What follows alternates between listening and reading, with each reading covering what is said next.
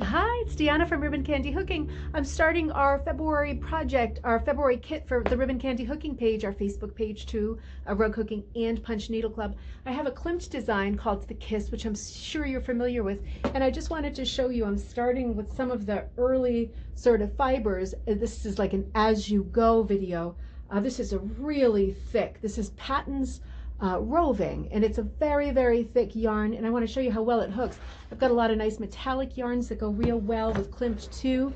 I got a bunch of these from Green Mountain, the rug hooking store, a bunch of these metallic, very Klimt-like wool-backed or flannel-backed strips that are even thinner than the ones I've used in the past. I like these even more.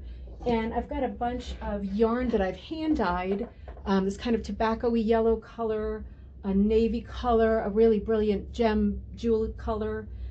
This one that I'll do a video on how to paint fabric like this. So easy, so easy. You can do it too, easily. Some casserole dyed stuff, a sort of mallard green kind of a color, a really electric jewel blue, and a darker and a lighter purple, all kinds of browns and orange kind of marbled in there. This is another green with a lot of detail. And then this one that I kind of dragged the hairdressing squirt bottle across the dry wool. I'll show a video with that too to get that effect. So these are the colors and the fabrics that are going to be in the Klimt kit along with a bunch of other wools. But I just want to show you, for those of you that are not used to hooking with yarn, that pulling up roving like this, if you're hooking, it's not, this is not a punch project, this is a hook project, unless you decide to do it with punch, and then of course it will be reversed. But super easy. I'm working on linen right now. Super easy getting to the edge of my frame, pulling up the roving. You can see how fast this is roving yarn. Again, Patton's, P-A-T-O-N-S, roving yarn, but you can see how in a matter of a minute or two you can get a beautiful swirl like that in it. Let me show you close up. The wind is howling outside. So that is part one of this video. I want to show you all the different materials that I'm going to use and show you how easy it is to do a pattern like this. I've got everything set up for you, so it's going to be super easy. You got this. Welcome back. I have been working on this yesterday. This represents one day's work, not even a whole day's work. It is remarkable how quickly this Klimt pattern goes. And part of the reason for it going so quickly, I'm going to show you some of the other materials I'm using and how they're going. But part of the reason it goes so quickly is because I started with a very simple line drawing. And I just want to show you the drawing that I did to start. Let me bring you down here. So it's this, right? These are the bare lines. And to be honest, even this part, these lines, if you are super familiar and have a photographic memory of the painting called The Kiss, you'll know that this is a really sort of filigree green, sort of creeping vine. Like, it's a very unrealistic, typically Art Nouveau vine that creeps up. I exaggerated those in height. I put them on both sides of my composition. I'm going to show you this closer up too. These swirly thick lines are those. Now, that is not really part of the original composition. The thing that I wanted to be the original part of the composition is this nucleus, right? This central motif, which is the man leaning over, kissing the woman who has her head back. He's got a hand around her throat, which is a bit ominous, but also, I guess, romantic, and one under her hair, and her hair is kind of looping over it, and she's got one arm tucked, sort of embracing his hand, and then the other one wrapped around his neck. The whole image is in a kind of a bubble. And with the Klimt painting, this is very, very golden and metallic. I captured that a little bit. I didn't want to go super, super far with it. Again, this is a design where you can go farther in any direction you want. You are going to get a lot of material with this kit, and more on that in a minute. But I just want to let you know, I printed out some copies of my central motif.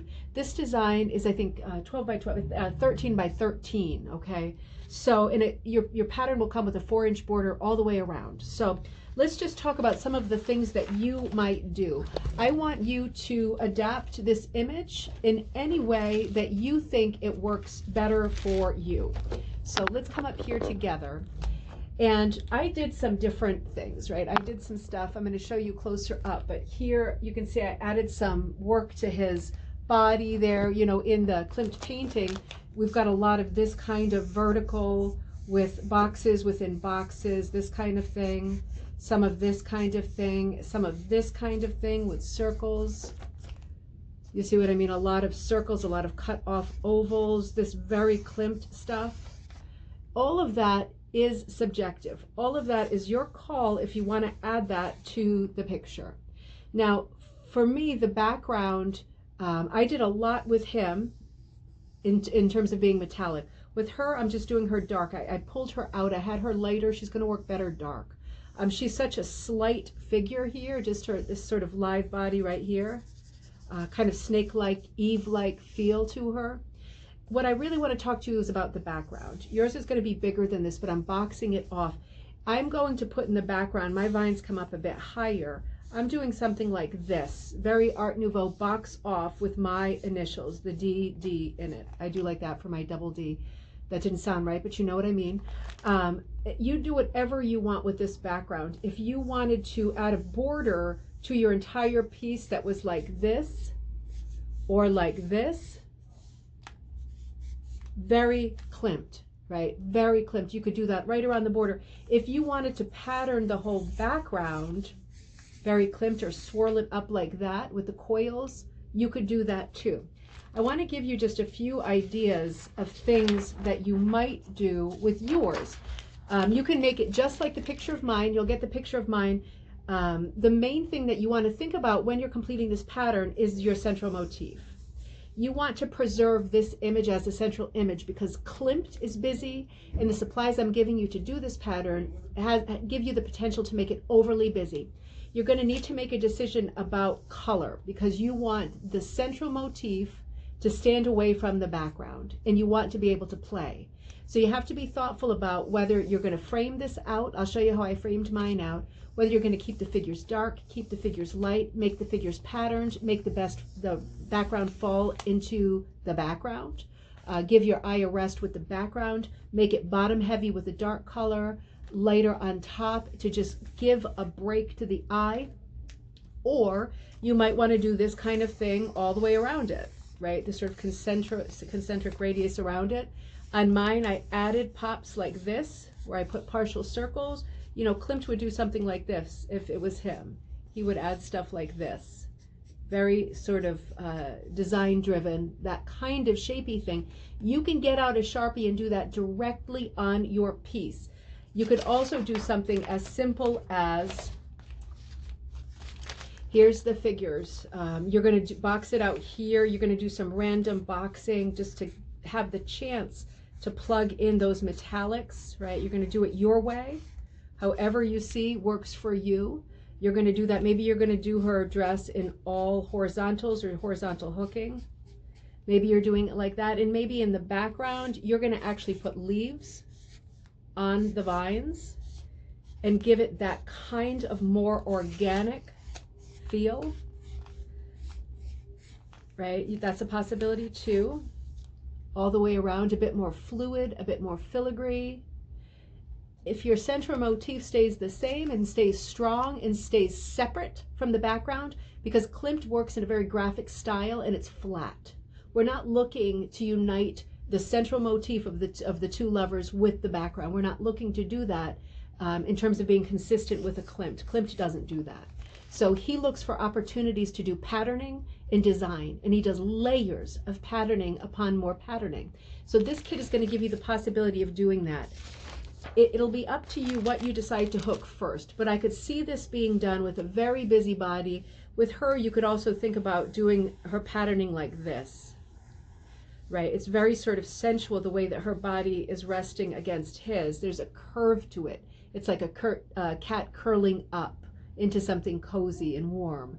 You could think about doing that kind of directional hooking. You could go way out on a limb and do this kind of thing.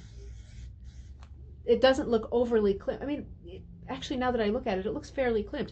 If you did that kind of a circular thing all over the place, random circles, you could even go further and do directional hooking or very graphic black-white or stripy hooking in between parts. You can lock off parts and do this color, this sort of shape in one way, and do this sort of shape in another way. Regardless of what you choose, the main thing is make sure that you have outlined this really well so that these figures and her little feet down at the bottom stand away from the patterning that you do in other places. I hope that makes sense.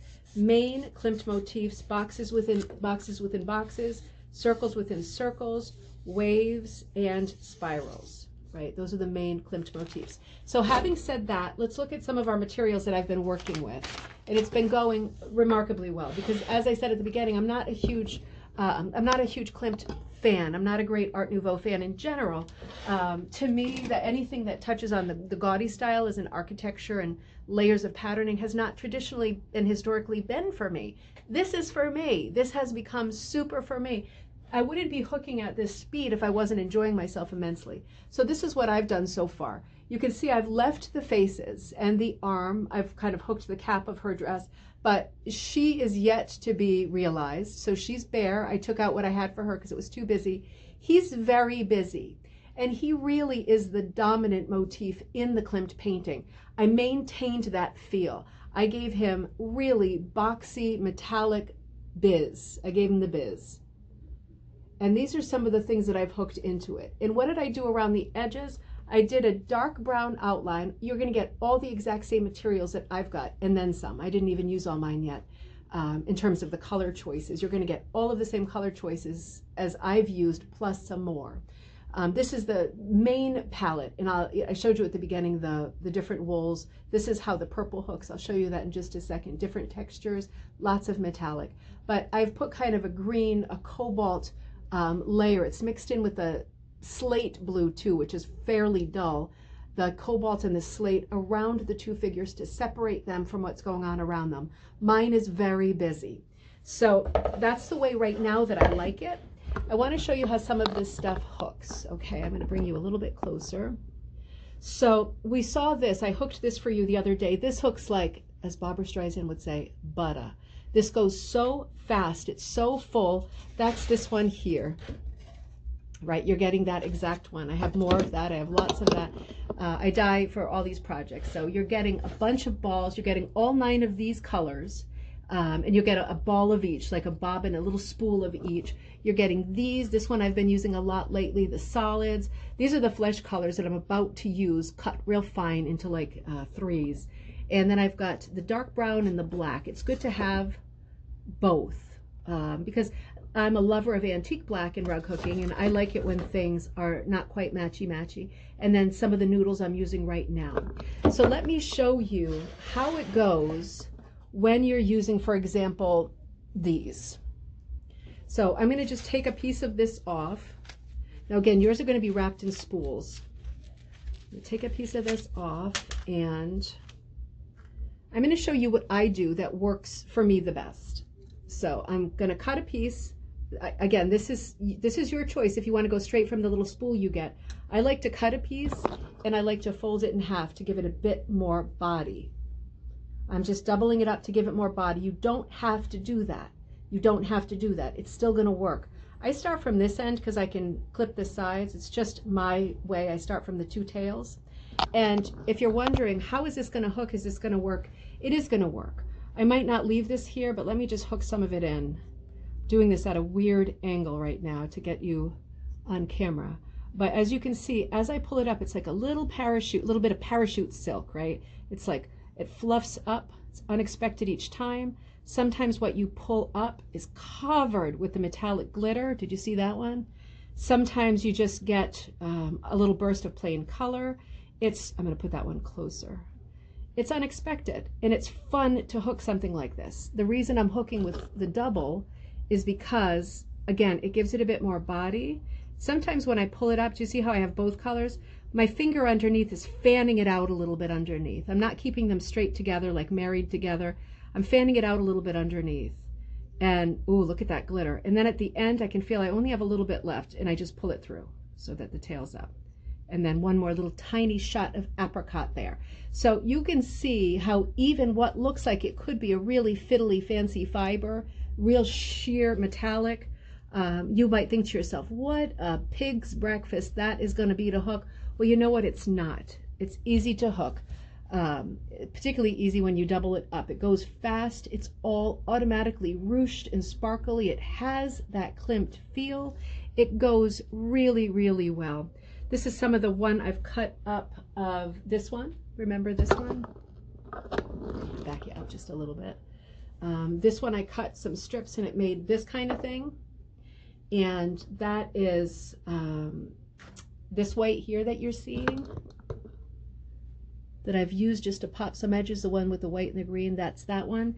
And actually, no, that one is the other one that I think came out really good, this sort of polka dotty one, that when I cut it up, looks like 101 Dalmatians, huh? That's this one. And that I've used, for example, along with Buttons the dog's hair by accident here.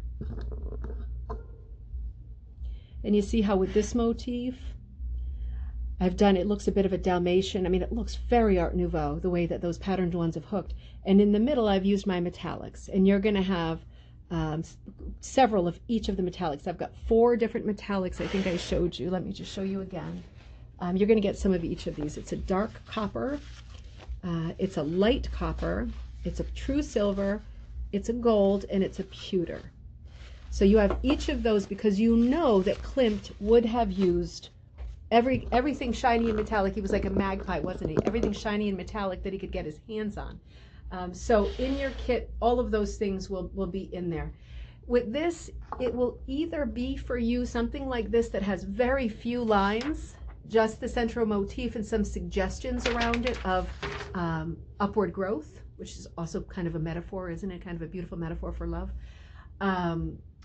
It's going to be either very liberating for you to just be able to hook as you go, to say, you know what time it is? What time is it? It's brown and green, casserole green time. And then you start just hooking this wave here. You see how I've moved this line? It went right down between their bodies and came shooting across here. That was just something that my hook did, and the reason my hook did that was because I was watching one of these crime shows, like a marathon of one of these CSI type shows, and I wasn't paying attention, and I crossed right through the horizon line, and I thought, you know what, that works great. And for me, when I work in that style, it is very liberating. This is a no rules style. You know how you'll know that you did something wrong? You won't like the way it looks. That's the only thing that's going to tell you that you did something wrong. You don't like the way it looks.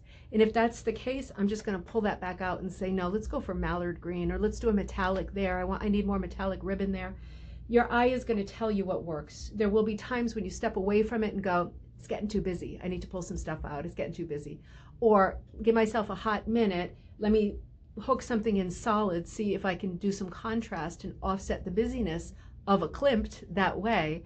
But it's going to be up to you to design as you go. And I hope that you see that as liberating and fun, as if you were doing a Zentangle or one of those fancy coloring books for adults, and not as intimidating. There's a lot of open space, and you can just hook vertical lines coming down like rain if you want to, or just solid background, similar colors, solid background. You're going to get a lot of the 2 purples, the dark and the light. These are the 2 I'm using a lot in the background. These are so good together. They're real similar, but the darker one has more colors. This one has more light spots. It's a different base, but they're both kind of grape juice colors. You can go as simple as you want with this. You don't have to go crazy. You don't have to use the ribbons that are there. You can always save them and use them for something else in the future. You could go even crazier than I've gone and bring high pile through and give yourself some clips and cuts with the wool strips or the ribbon jumping like latch hook way up off the canvas with a high pile. You could do that too. You could take this crazier and do Klimt on steroids type of a composition instead. But it's going to be up to you. And like all of the designs that I'm doing this year, the monthly designs, the tomato last month, the Klimt this month, so much of it is subjective, and I want so much of it to be your design. You can definitely copy it exactly like this, and you'll be able to do that looking at the photo. But also, if there are things that you can improve on, you know, I'm not Klimt. If you can see areas where you could do something even more fun or more effective or more pleasing to your eye, then you should do that. You shouldn't follow what I've done. You should do exactly what you think you should do. So I hope that you enjoy this pattern. It's something different.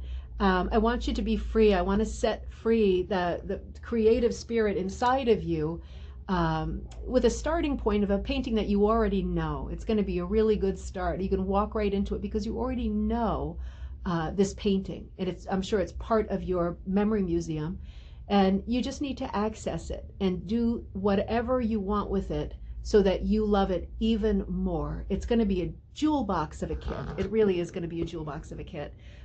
It's going to be probably the coolest and fanciest kit I've done. It's not going to be a super expensive kit either. You know, I try to keep things reasonable so everybody can do everything that they want to. But see if you enjoy it, and let me know how it goes. Certainly post your pictures and let me know how it goes. Always let me know if you need more supplies or if you're running out of something. I put a lot of supplies into the kits. I never want you to run out. But if you do, because you decide to go crazy with a specific color, just let me know and I can send you some more. Have fun with Klimt for February. Happy Valentine's Day, the subject of love. I'll probably come back on for one little postscript as soon as I hook this face in the next couple of minutes. That's going to be the hard part. If you're a beginner, the hard part is going to be getting the shadow into the face, because there's only one part of this Klimt composition that is realistic, and that is the face and the shadows on the faces.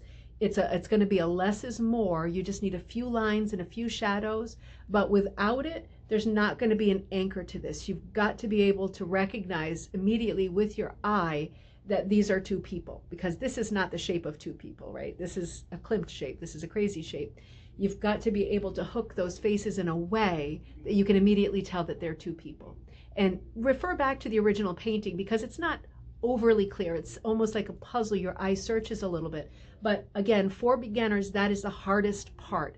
I was experimenting with color, and to be honest, I forgot my my little things in my cutter here at the studio last night, so I couldn't do it. So I'm going to do it now, and then I'll show you how it's going with the faces. That is the hardest part. If you are a beginner, I strongly recommend that you fool around in the background and have some fun and practice hours with hooking the fun parts, and save the hard part, which is just this part, for the end. You'll have been a much more experienced hooker by the time you do the rest of it, by the time you get to those two little faces. So to be continued. So I'm digging in a little bit on the fine parts here, and I'm not going to lie to you, if you're a beginner, it is tough to get these fine parts in. I am not the best at this. This is not my bag by any means, but let me show you closer up what I'm doing. You're going to have in your kit some of these really small things that I just showed you, some of the really small strips. And I just want to let you know what I'm doing here with him is, if you consult the picture that you have, or you pull it up online, he's got a bit of a green wreath, like a bit of a laurel kind of leaf. So I used a piece of this brown and green just here and there, dotted it through the wreath. And I'm actually using the brown 3-ply yarn, the dark brown, for the hair. Now, rarely, you know me, rarely do I switch hooks. I always use a hook like this, a primitive. These are on my Ribbon Candy hooking page. Primitive hooks, the ones I sell have the blue tip, but they're all primitive. They're sometimes called large, sometimes called coarse, but they're all primitive. I did every single thing on here with my normal hook that I use 99.99% of the time, the primitive hook. But this time I switched to a fine tip just for the face. That's a fine, just for the face. Doesn't have to be a pencil hook. You've got all kinds of fine hooks. I just happen to have this one. But I'm doing the hair in my normal hook, but I did all this tricky skin here in my fine hook, just so you know. Now, with that dark brown yarn, that comes up like a little pom-pom, like a little ball. You know, I'm hooking with yarn, it always comes up like a little ball instead of a little rectangle or a little square. So I'm using that because it seems to me like in the picture, he appears to have curly hair, at least wild hair.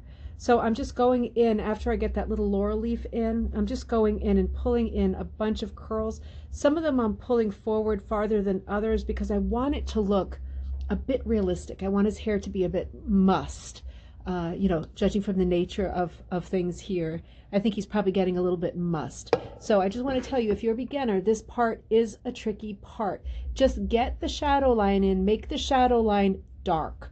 You've got several shading colors. If you've got the kit, you've got several shading colors, but just know the main things that matter are dark and light. If you've got that dark in just a few key places, that's going to work. Now, this isn't working for me yet. I've yet to figure this out. Her hand in the painting is curled around his neck in a kind of like this, kind of really strange motion, and it's really hard to get. So I'm going to go back in there and unpick some of that. It's the work of 5 minutes, not even. And so I'm not going to cry about it. I'm just going to unpick it and try to get the curve in her hand. And if I can't, I might just reposition the fingers to be a bit more folky, like the fingers just in a row this kind of thing rather than this kind of thing. You know, like it's weird. So anyway, before I do something bad with my fingers, I will show you how I progress. Ooh, emotional roller coaster. That was tough. I am not good at doing shading. I am the first one to say I am not good at doing it. I do not enjoy it.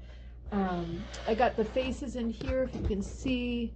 I've got the skin parts in. I'm not going to fool too much more. I might fool a little bit at the end, but I really hate the shading part. I just wanted to let you know that if you're doing this pattern, I've got some silver going down here. That's what's giving it this look. You'll be able to look at this much closer up online.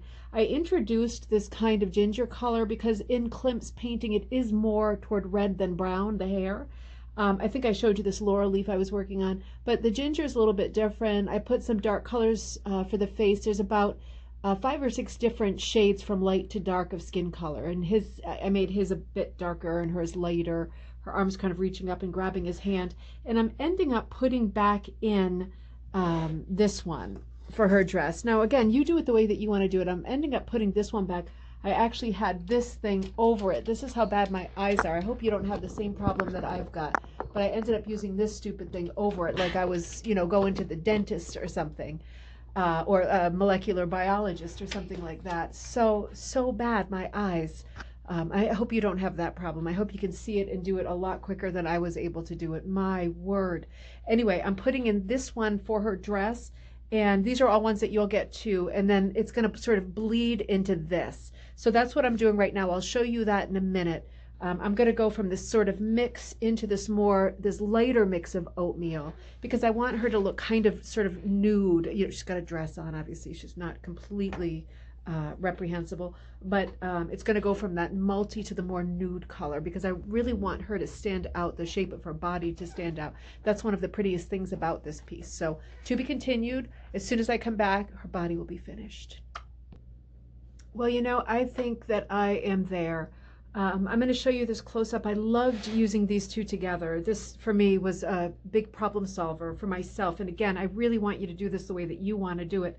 I'm not perfectly happy with the faces, although I'm quite okay with the faces. You know, I don't expect this to go into Celebration magazine. And beyond that, it's just sometimes, you know, honey badger, just got to move on. I can just put things in the rearview mirror and just not look back. I might lie and say I might look at revisiting the face because it's not exactly like the photo, and it makes me a bit frustrated that I can't get it quite right after a really long time of glasses and looking through a giant magnifying glass. But makes me think of that song from Sesame Street, the C is for cookie, it's good enough for me. Hey, so I think this is a C is for cookie for me. Let me show you this close-up. I think the things that I've done, I'm pretty happy. Honestly, I'm pretty happy with this. I'm not just lazy. I'm pretty happy with this. It's close enough for me. The expressions on the face with the few lines that Klimt gives are not exactly his, but you know what? Again, C is for cookie, and I'm happy with everything else. I'm just going to go about very happy with all the colors and the metallic quality of it. Let me shine a light on it a bit better. And I feel like I got some good detail. You see how I did this with her body, starting with I cuffed this off in the metallic.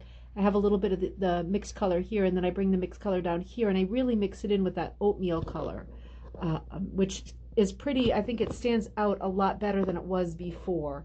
I love how her body is like a wine glass shape, kind of. So I was pleased with that part of it. There are elements of this that I'm real happy with, and others that frustrated me, but you know what, it is that like been looking at it too long kind of a thing. So I do really love this pattern. I'm going to finish it up, but I'm probably going to end the video because I think you get the gist of what I'm doing. And when you see it on the Facebook page, Rug Hooking and Punch Needle Club, you'll see it with the background done. I'm stopping here. I'm going to fill out the background, sort of doing the same concentric type waves and colors that I'm doing now. And I think at the end of the day, I like this well enough that I'm going to probably, mine doesn't have much of a border on it at all, but for you, I do like a 4-inch border all the way around. I think I'm going to weasel a little border on this for myself, just a little one. But if I had put it on a larger cloth, which now I wish I had, I think I would have done some crazy boxed out borders, you know, squares within squares kind of a thing. super Klimt. I think I would have done that, but it'll be up to you to see how you want to do it and how you want to finish it. In any case, this will be the pattern for the club, Rug Hooking and Punch Needle Club on Facebook, and the Ribbon Candy Hooking page, of course, and YouTube channel here.